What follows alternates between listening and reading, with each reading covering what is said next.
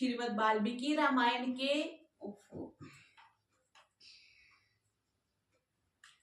सर्वेभ्यो नमः।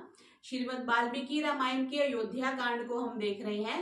कल हमने 76 सर्ग देख लिए थे और हमने पीछे देखा कि श्री राम जी को भरत जी, अन्य मंत्रिमंडल के लोग, महर्षि वशिष्ठ सभी प्रार्थना करते हैं कि आप आके राज्य संभालिए।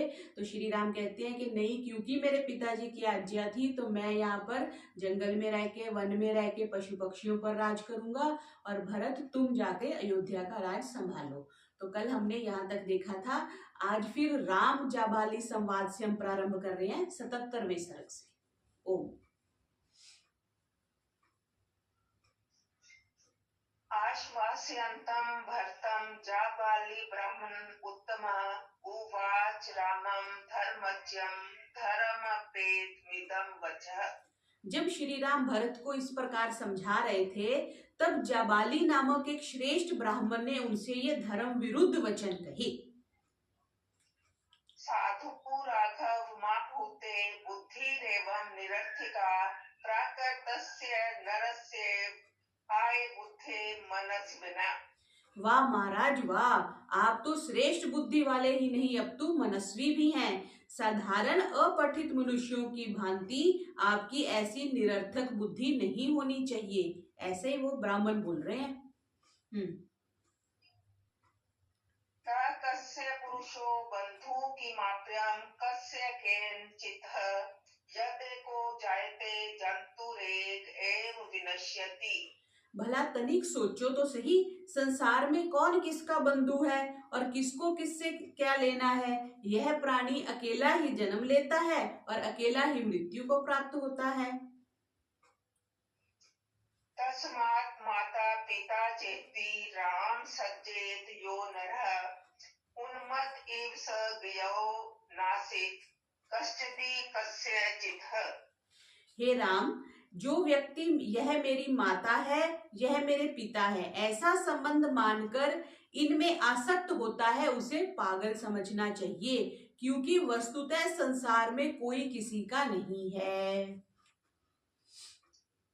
यथा ग्रामांतरं गच्छन् नरः कश्चित् सिद्धयेत् उत्सृज्य च तमावासं प्रतिष्ठेता परे अह्नि एवमेव मनुष्याणां पिता माता गृहं वसु आवास मात्रं काकुस्थ सज्जन्ते नात्र सज्जनाः। जैसे कोई मनुष्य अपने ग्राम से दूसरे ग्राम को जाता हुआ कहीं मार्ग में ठहर जाता है और अगले दिन उस स्थान को छोड़कर फिर आगे चल देता है, इसी प्रकार माता पिता, घर, धन संपत्ति मनुष्य के आवास मात्र हैं, अतः सज्जन लोग इनमें आसक्त नहीं होते।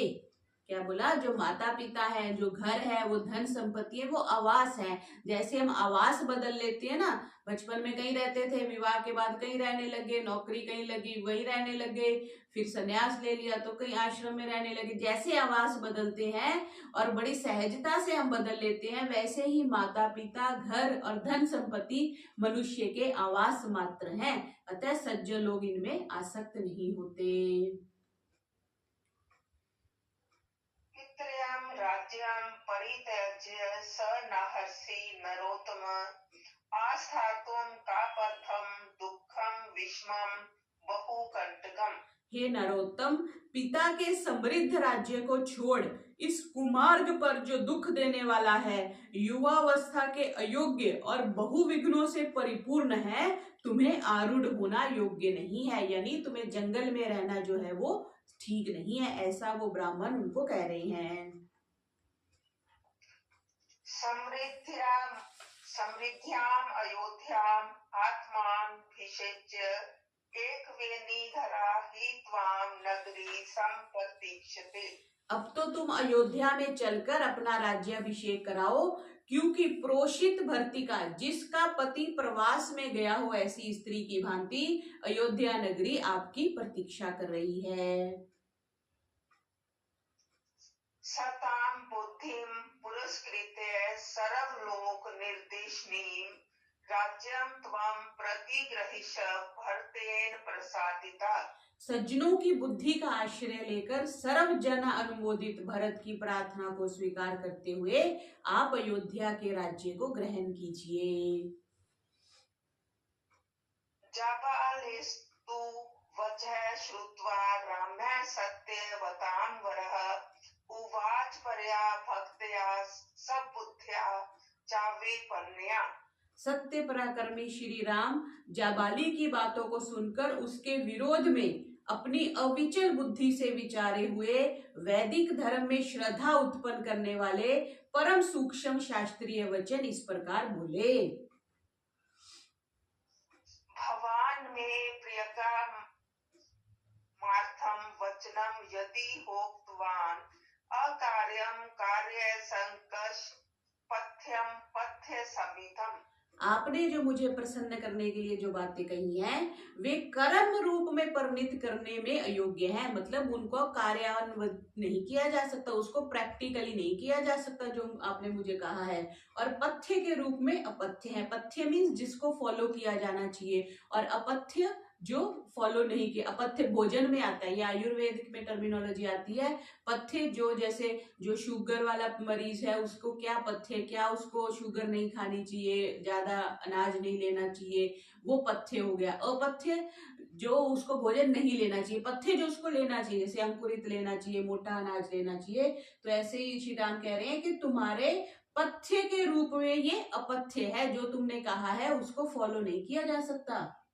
जी। निर्मया दस्तु पुरुषः पाप आचार समन्विता मानव न लभते सत्सु भिन्न चरित्र दर्शनः। जो मनुष्य मर्यादा रहित पाप आचरण से युक्त और साधु सम्मत शास्त्रों के विरुद्ध आचरण करने वाला है वह सज्जन पुरुषों में सम्मान प्राप्त नहीं कर सकता। यानी मर्यादा में रहना चाहिए, पाप आचरण से युक्त नहीं होना चाहिए, और साधु सम्मत और शास्त्रों के विरुद्ध नहीं चलना चाहिए। अब बहुत से लोग कहते हैं जी अंडा तो खाना चाहिए, अंडे में पौष्टिक है, तब हम क्या कहते हैं कि शास्त्र के विरुद्ध है। नॉन वेज में कह रहे हैं बहुत अच्छा प्रोटीन होता है, ये होता है वो होता है, शास्त्र के विरुद्ध है। जब शास्त्र ने जो बात कह दी फिर उस पर क्वेश्चन नहीं है। साधु ने ऋषि ने कोई बात लिख दी तो उस पर फिर क्वेश्चन नहीं है। जब साधु ने कैसे लिखा, क्योंकि उन्होंने अपने जीवन में देखा है, उसको अनुभव किया है, इसलिए वो कहते हैं कि चलते फिरते एनसाइक्लोपीडिया होते हैं। जी। कुलीनम कुलीनम वा वीरम पुरुष मानिनम चरित्र में व्याख्याति शुचिम वा यदि वा अशुचिम।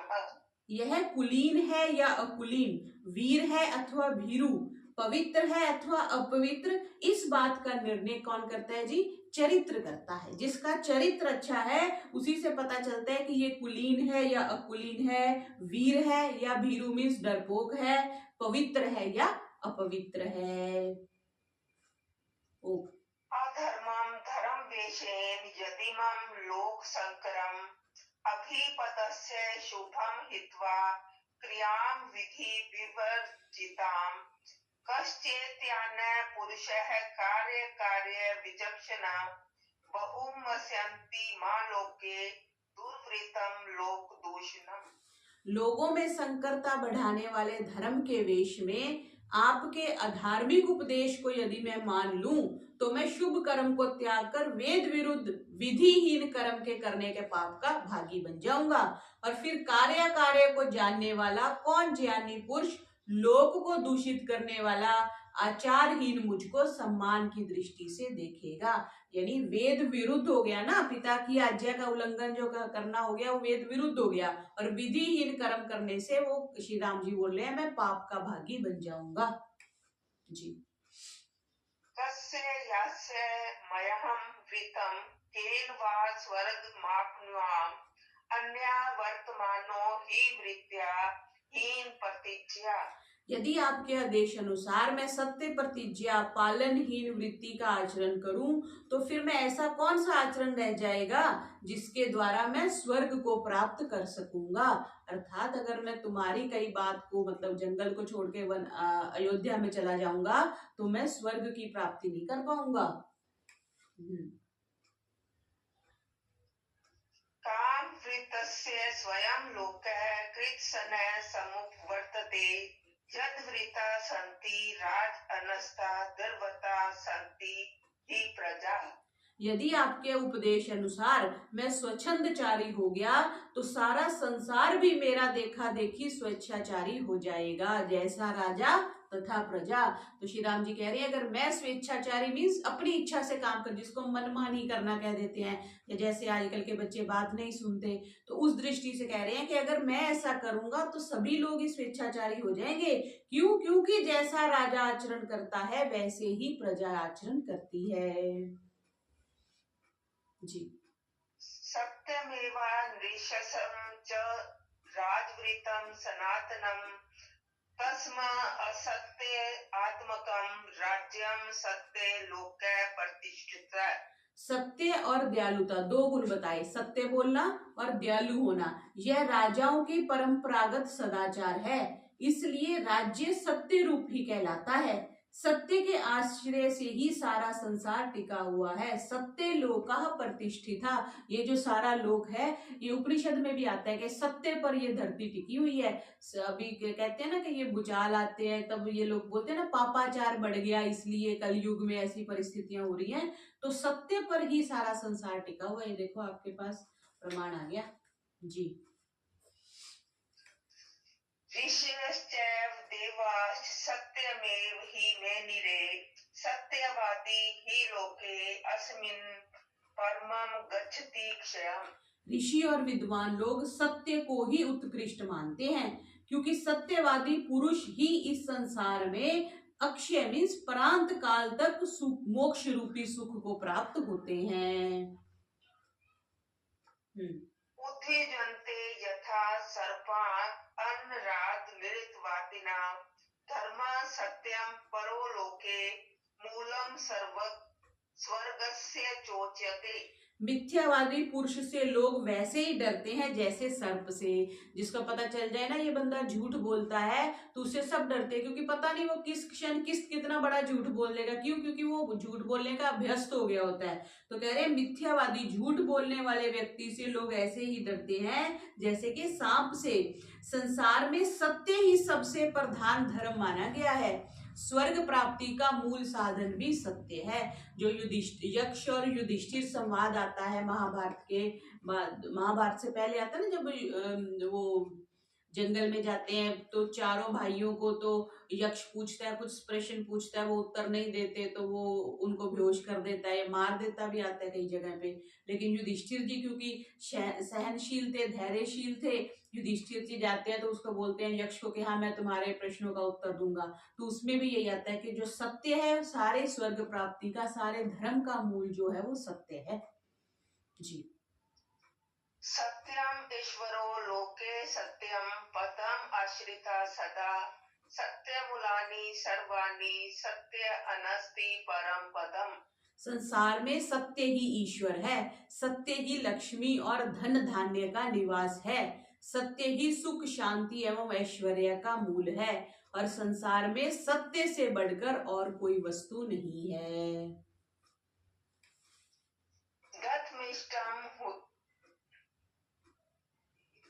दत्मिष्टं हुतं चैव तप्तानि च तपंसि चैव वेदाः सत्य प्रतिष्ठान सत्यं सत्य परो भवेत्। दान, यज्ञ, हवन, तपश्चर्या द्वारा प्राप्त हुए सारे तप और वेद ये सब सत्य के आश्रय पर ठहरे हुए हैं। अतः सबको क्या होना चाहिए? सत्य परायण होना चाहिए, सत्य का पालन करना चाहिए। मनसा वाचा कर्मणा, मन से, वचन से और कर्म से सत्यशील ही होना चाहिए। नैव लोभान् मोहात्वा न आज्ञान मोन्विता सेतुं सत्यस्य भेदस्यामि गुरो सत्य प्रतीक्षवः। मैं राज्य के पाने के लोभ से, अब राम जी जो सत्य की इतनी प्रतिष्ठा करी, अब क्या कह रहे हैं कि मैं राज्य के पाने के लोभ से, मोह के कारण, अज्ञान से अथवा क्रोध के वशीवृत हो पिता का आज्ञा पालन रूपी मर्यादा को नहीं तोड़ सकता। क्यों? क्योंकि मैं स्वयं भी सत्य प्रतिज्ञ हूँ। मैं स्वयं प्रतिज्ञा करके आया हूँ ना कि 14 साल वन में रहूंगा। भले ही अब पिताजी नहीं है, पर मेरी प्रतिज्ञा तो है ना, तो मैं अपनी सत्य प्रतिज्ञ हूँ, मैं अपनी प्रतिज्ञा को नहीं तोड़ दूंगा। प्रत्यागात्मीं धर्मं सत्यं पश्याम्यहं ध्रुवं धारय सत्पुरुष चिरं सतदर्थ अभिमन्यते। मेरी सम्मति में प्रत्येक प्राणी के लिए सत्य पालन रूपी धर्म सब धर्मों की अपेक्षा प्रधान धर्म है। जिस जटावल्कल धारण रूपी धर्म भार को पूर्व काल के सत्पुरुष उठा चुके हैं, मैं भी उसका अभिनंदन करता हूँ। ये जो साधु के वेश में आए थे, जटा धारण करी, वल्कल धारण किया, तो पूर्व काल में भी तो सत्पुरुष साधु बनते रहे हैं ना। राजा जनक छोड़ के साधु हो गए थे, भर्तृहरि हो गए थे, बहुत से बड़े बड़े राजा हुए जो राजपाट छोड़ के जिन्होंने ये धारण किया। तो कह रहे हैं कि मैं भी उनका अभिनंदन करता हूँ जी। क्षात्रं धर्ममहं तयक्षे अधर्मं धर्म सहितं शूद्र नृशंस उपलब्धैश्च सेवितं पाप कर्मणि। आपके द्वारा बतलाए हुए क्षात्र धर्म को, जिसमें धर्म तो नाम मात्र का है और अधर्म प्रचुर परिमाण में है, तो मैं त्याज्य समझता हूँ, क्योंकि ऐसे अधर्म रूपी धर्म का सेवन तो नीच, निष्ठुर, लोभी और पापी लोग ही किया करते हैं। भूमि कीर्ति यशो लक्ष्मी पुरुषं प्रार्थयन्ति हि स्वर्गस्थं चानुपश्यन्ति सत्यमेव भजेत तथा। क्या क्या बताया? राज्य, कीर्ति, यश और लक्ष्मी ही नहीं, अपितु स्वर्ग भी सत्यवादी पुरुष की ही याचना करते हैं। इसको मार्क कर लेंगे, कितनी बड़ी बात कह दी। जो राज्य है, जो कीर्ति है किसी व्यक्ति की, किसी का यश है, और लक्ष्मी ही नहीं अपितु स्वर्ग भी सत्यवादी की याचना करते हैं कि हमारे पास जो है वो सत्यवादी ही होना चाहिए, और उसके पीछे दौड़े चले आते हैं। अतः मनुष्य को सदा सत्य ही बोलना चाहिए। वो किनकी कथा आती है? सत्यवादी हरिश्चंद्र जी, है ना।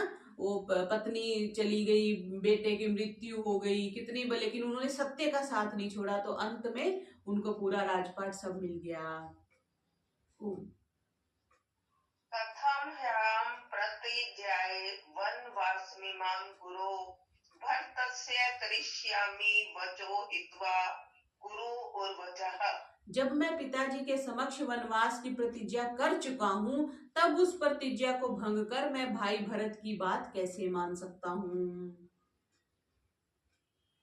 सत्यम च धर्मम च पराक्रमम च भूत अनुकंपाम प्रियवादिताम च द्वे जाति देव अतिथि पूजनम च पंथान माहु स्त्री दिवस्य संतः।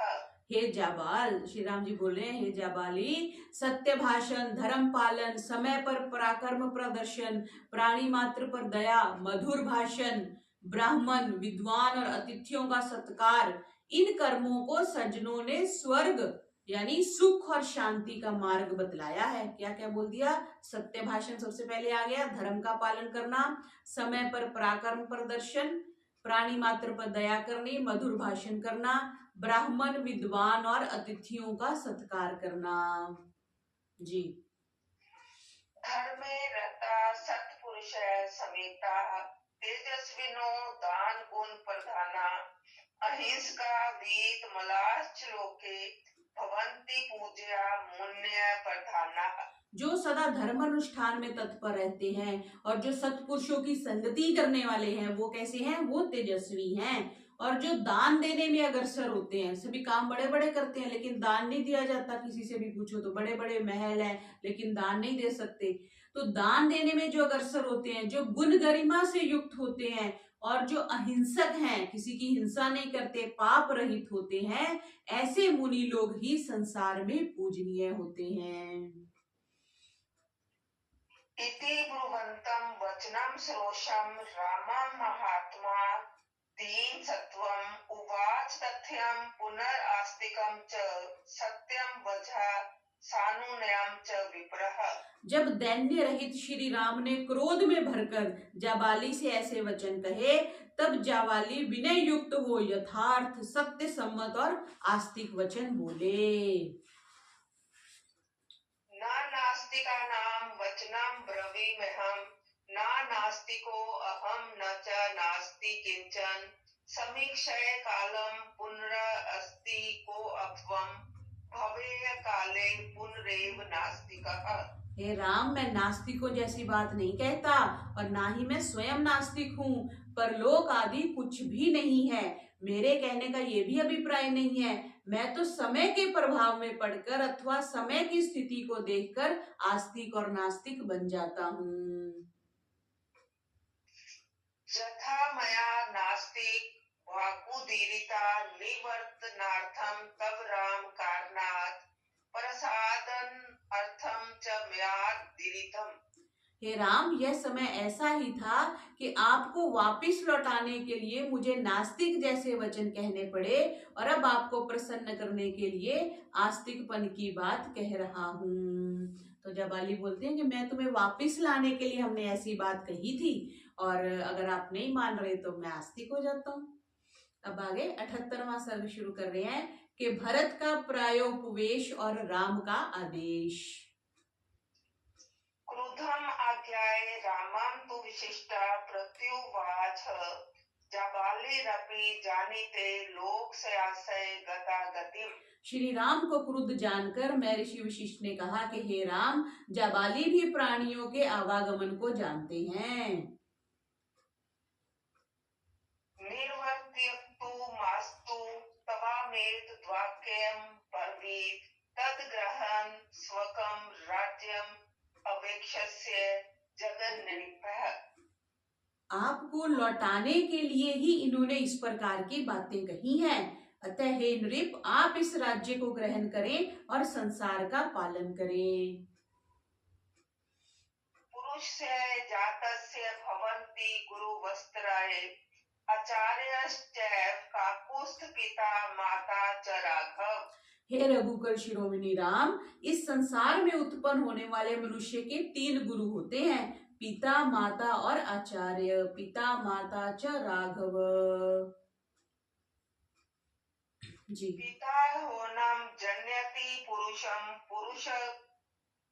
पुरुषर्षभ प्रज्ञां ददाति, चाचार्यस्त मातस गुरु रुच्यते। हे पुरुष श्रेष्ठ, अब ये वशिष्ठ जी बोल रहे हैं। हे पुरुष श्रेष्ठ के माता पिता तो पुरुष को उत्पन्न करते हैं, शरीर को जन्म देते हैं। आचार्य क्या करता है? बुद्धि प्रदान करता है, इसलिए आचार्य को गुरु कहते हैं। तस्मात् गुरु रुच्यते, इसलिए चाचार्य लिख दिया ना। प्रज्ञां ददाति च, वो प्रज्ञा देता है, बुद्धि को देता है। आचार्य तस्मात् स गुरु उच्यते, इसलिए उसको गुरु कहा जाता है। गुरु मीन्स जो अंधेरे को दूर करता है, गुरु उसको अंधेरे को, बुद्धि रूपी जो बुद्धि में जो मल है, जो अंधेरा है, जो अज्ञान है, उसको दूर करता है, इसलिए उनको गुरु कहते हैं। ओम।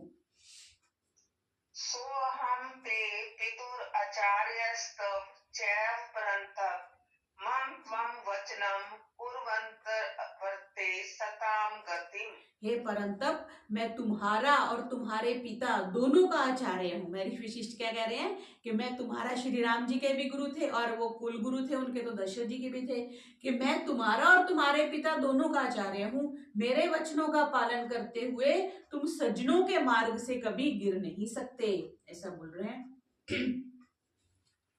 इमा हि ते परिषदः श्रेणश्च द्विजात्या, तेषु तात चरन् धर्मं नातिवर्ते सतां गतिम्। हे तात, देखो ये तुम्हारे बंधु बांधव हैं, ये सभा के सभासद हैं, ये ब्राह्मण क्षत्रिय वैश्य हैं।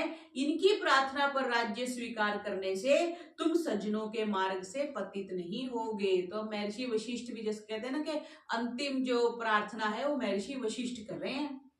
जी। वृद्ध्याया धर्मशिलाया मातुर्नहस्य वर्तितुम्, अस्यास्तु वचनं कुर्वन्नातिवर्ते सतां गतिम्। वृद्धा और धर्मशीला, अपनी माता की बात की अवज्ञा मत करो। माता की आज्ञा अनुसार आचरण करने पर तुम्हें कोई भी निंदित नहीं समझेगा। भर्तस्य वचः कुर्वन्य आत्मनस्य राघव आत्मानं नाति वर्तेस्त्वं सत्य धर्म पराक्रम। श्री राम जी के लिए कह रहे हैं कि हे सत्यव्रतधारी पराक्रमी राम, देखो भरत आपसे याचना कर रहा है, इसकी बात मान लेने से आपके कोई आत्म गौरव में कोई कमी नहीं आएगी। जैसे हम कहते हैं ना, घमंड में हम किसी की बात नहीं मानते, तो कह रहे हैं कि तुम भरत की बात मान लोगे तो तुम्हारे गौरव में कुछ कमी नहीं आएगी। एवं मधुर मुक्तस्तु गुरुना राघव स्वयं प्रत्युवाच समासीनं वशिष्ठं पुरुष ऋषभ। जब गुरु वशिष्ठ जी ने मधुर शब्दों में इस प्रकार कहा, तब नरश्रेष्ठ श्री राम ने अपने समीप विराजमान गुरुदेव को उत्तर दिया। यथाशक्ति प्रदानेन सनापनो च धनेन च नित्यं च प्रियवादेन तथा संवर्धनेन च जनं माता पितरो वृतं तन्ने कुरुत सदा न सुप्रतीकरं ततु मात्रा पित्रा च यत्कृतं। हाँ क्या बोला?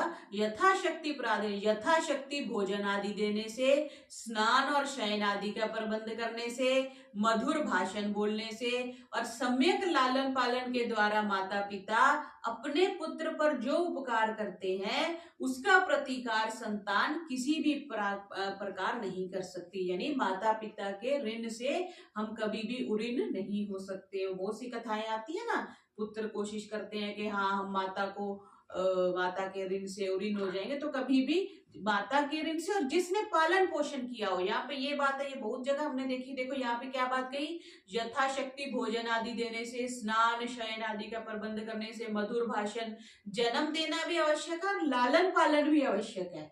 आगे ना, लालन पालन के द्वारा माता पिता, क्या शब्द यहाँ पे आया, स्नानोपचादेन च नित्यं च प्रियवादेन तथा संवर्धनेन च जन्माता पितरो वृत्तम तनय कुरुतः सदा न सुप्रतिक्रम तत्तु मात्रा पित्रा च यत्कृतम। जो माता पिता ने कहा है, लालन पालन में तो ज्यादा जोर लगता है, पैदा कर दिया उसमें तो ईश्वरीय शक्ति भी तो एक काम करती है। किसने किसके माता पिता के घर में कौन सा बच्चा पैदा होगा, उसमें बहुत ज्यादा योगदान है, लेकिन लालन पालन तो उससे ज्यादा है ना। कैसे उसको बनाया, क्या उसको विद्या दी, क्या उसको संस्कार दिए, तो लालन पालन करने के कारण से माता पिता का ज्यादा ऋण चढ़ता है। जिसने पैदा करके छोड़ दिया तो उसको तो फिर उसके माता पिता के प्रति उसका कोई कर्तव्य नहीं रह जाता। जी।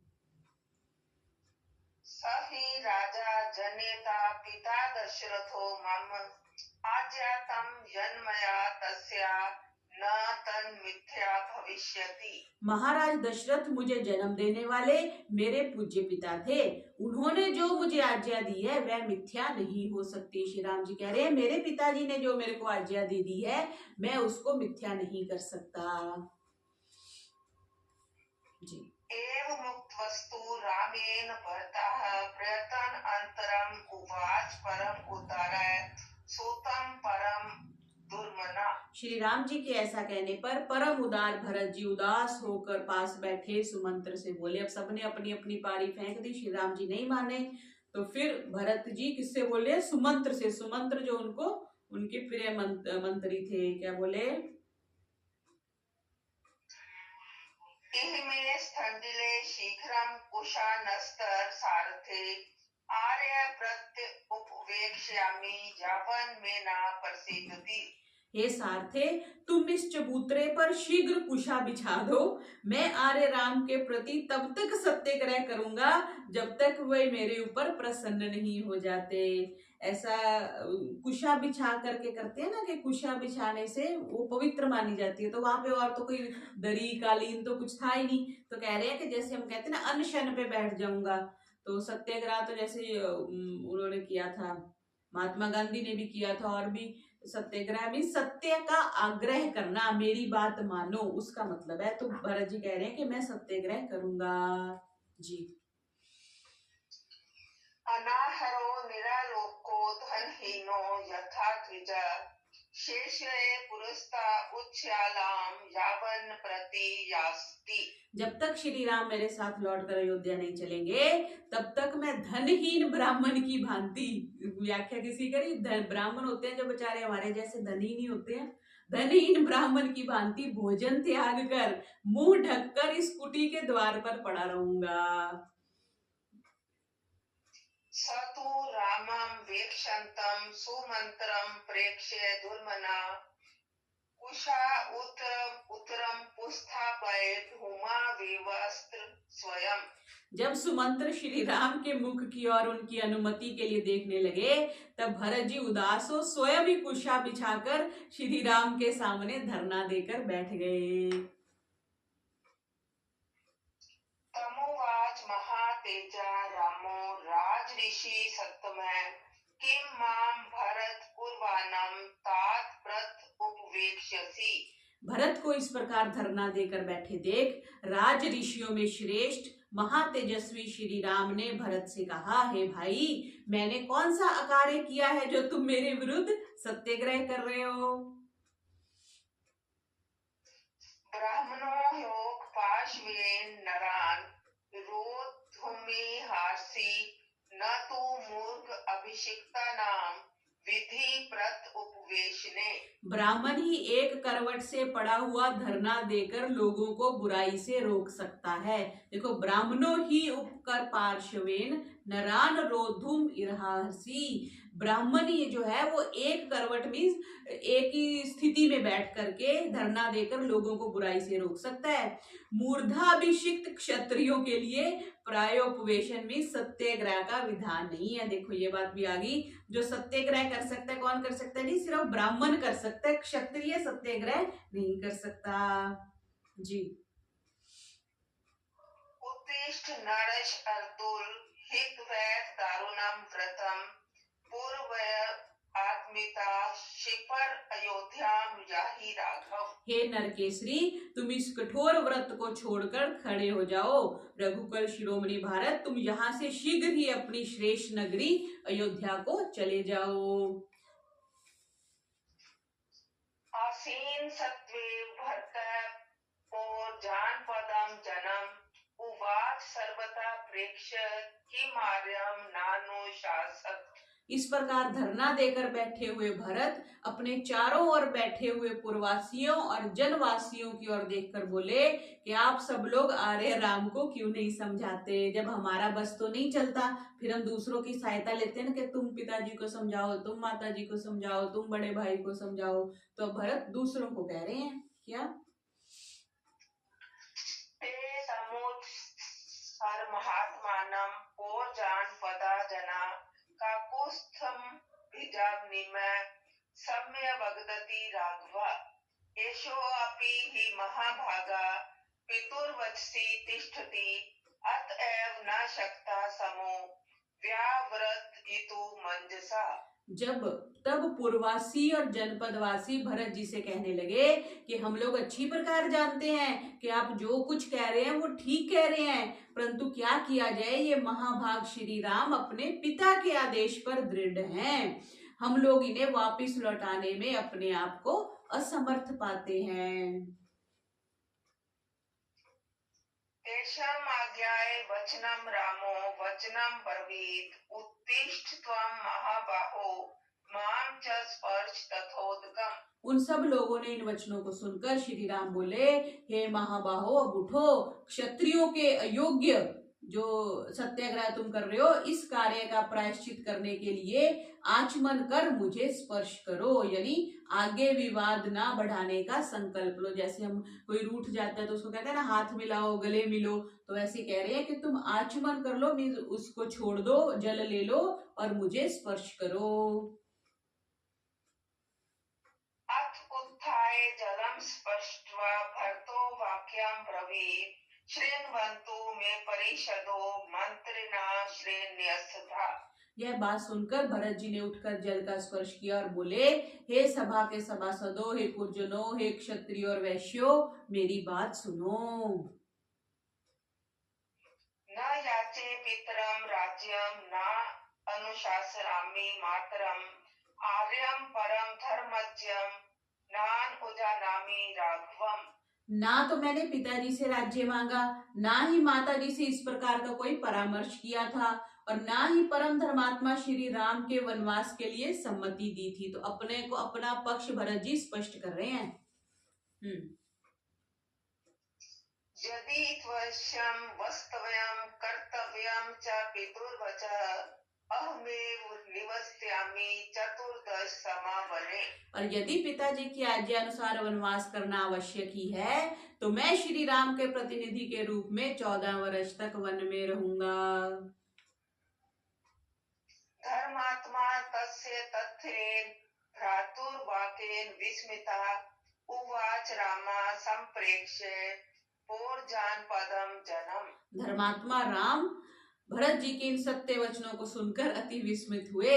फिर पुरजनों और जनपद वासियों की ओर देखकर बोले, विक्रीतम माहितम कृतम यत्पत्रा जीवता मम ना तलोपयन्ति शक्यम मया वा भर्तेन वा। पिताजी ने अपने जीवन काल में कोई वस्तु बेच दी या मोल ले ली या धरोहर रख दी, उसमें किसी परिवार का परिवर्तन करना मेरे अथवा भाई के अधिकार से बाहर है। क्रीतम मीन्स खरीद ली, कुछ विक्रीतम कुछ बेच दी, और किसी का कुछ परिवर्तन कर दिया, उसमें हम कोई भी परिवर्तन नहीं कर सकते, ऐसा राम जी बोल रहे हैं।